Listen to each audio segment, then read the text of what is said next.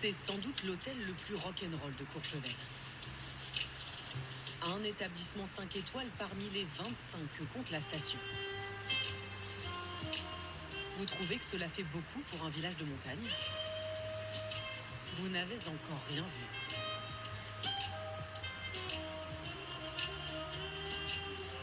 C'est à l'image du gérant du Snow Lodge. Jean-Pierre Fargeon. Et comment il est le marché à Cannes actuellement? C'est beau Cannes, j'adore. Milieu, mais de luxe aussi. Cet homme d'affaires, ancien aviateur et passionné d'art, a acheté cet hôtel il y a 35 ans. À si bas, il faudrait ouvrir un peu les... Ça sent renfermé, hein.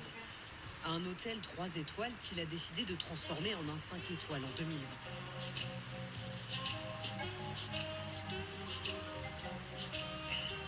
Alors ça c'est sympa, ouais. Venez voir, je vous montre un truc. C'est une œuvre d'art que j'ai achetée à Amsterdam. Vous voyez, c'est un banc. S'il y a une jolie fille à côté, vous pouvez faire connaissance comme ça. Vous voyez? Parce que le client extérieur veut du chic, veut du cher. Nous on veut parler qu'aux riches. Okay. C'est eux qui ont le pognon, on veut parler aux riches. Les pauvres, ça ne nous intéresse pas. Ok. Pour parler aux riches, il a réduit le nombre de ses chambres. Il est passé de 40 à 19. Elles sont plus grandes avec l'indispensable vue, sauna et au sous-sol une piscine de nage à contre-courant. Vous pouvez faire le Havre, New York à la nage, et plus vous vous rapprochez des Caraïbes, et plus vous avez la pluie tropicale qui vous tombe sur la tête. Une nuit ici en pleine saison coûte 2000 € en moyenne. La facture est justifiée pour cette galeriste parisienne. C'est invraisemblablement placé.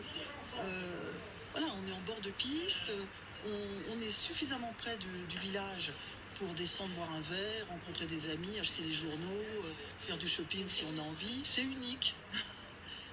Et pour être au plus vite sur les pistes, les hôtels de luxe disposent tous de leur propre loire de ski. Il faut monter par là-bas. Il suffit de traverser la route pour profiter du plus grand domaine skiable du monde.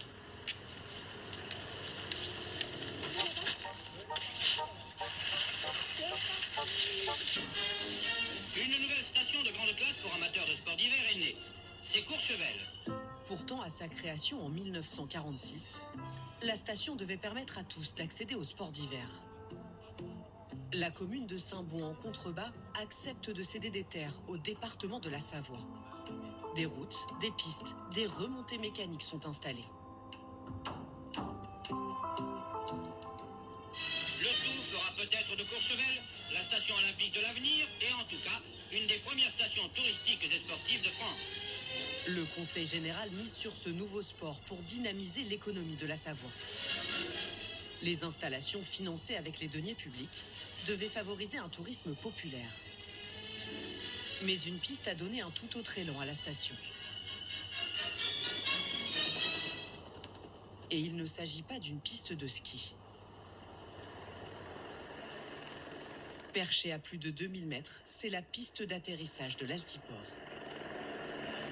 Chaque jour, de riches touristes arrivent ici en hélicoptère. Ce qui étonne toujours, même Janine Bloch, 86 ans, l'une des mémoires de la station. Moi, je suis arrivée là en 1961. Il n'y avait rien là.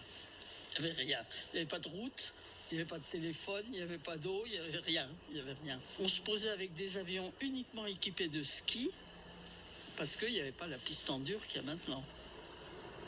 À l'époque, Janine a 23 ans. Elle a été embauchée comme secrétaire par la toute nouvelle compagnie aérienne Air Alpes, créée par Michel Ziegler. Et ça, c'est une photo qui est intéressante parce que ça, c'est Michel Ziegler. Moi, quand je suis arrivée à Air Alpes, c'était un tout jeune homme. Il avait 23 ans ou un truc comme ça. Je suis même arrivée là, je me suis dit, oh là là, mon patron, il est vachement jeune. Bon, voilà.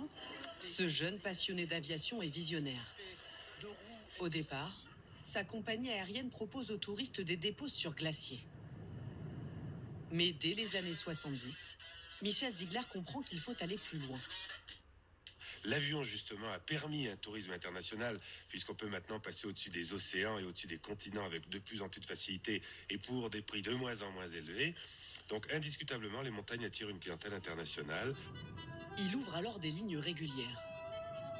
Air Alpes assure par exemple 2 liaisons quotidiennes entre Paris et Courchevel en saison. La station n'est plus qu'à 2 heures de la capitale et plus très loin du reste du monde. Durant 3 jours, la station de Courchevel a vécu à l'heure japonaise avec la venue de journalistes nippons. Pour attirer les étrangers, des journalistes sont invités à tester la neige et prêchent la bonne poudreuse à leur retour. Avec cette belle clientèle, il y a des beaux hôtels qui ont commencé à s'ouvrir. Et notamment celui des Érelles, ouvert en 1990 par une enfant du pays. Raymond de Fenestras, c'est une dame qui avait, on avait à peu près le même âge. Elle était d'une famille à côté de Moutier. Elle était du coin. C'est elle qui a eu l'idée d'amener du luxe à Courchevel. Eddie Barclay, Claudia Schiffer, Paul Lousulitzer, elle attire toute une foule de stars dans son hôtel. Elle a tout de suite vu que le côté que ces gens de la ville aimeraient le côté folklorique de la montagne. Elle partait par exemple en Russie avec un Beaufort, du vin blanc de Savoie, et elle organisait une soirée avec les agents de voyage et elle leur montrait comment on faisait la raclette, comment on faisait la fondue. Elle a fait ça et puis dans la foulée, les autres l'ont suivi. Ça, c'est un petit avion qui décolle. On reconnaît à l'oreille.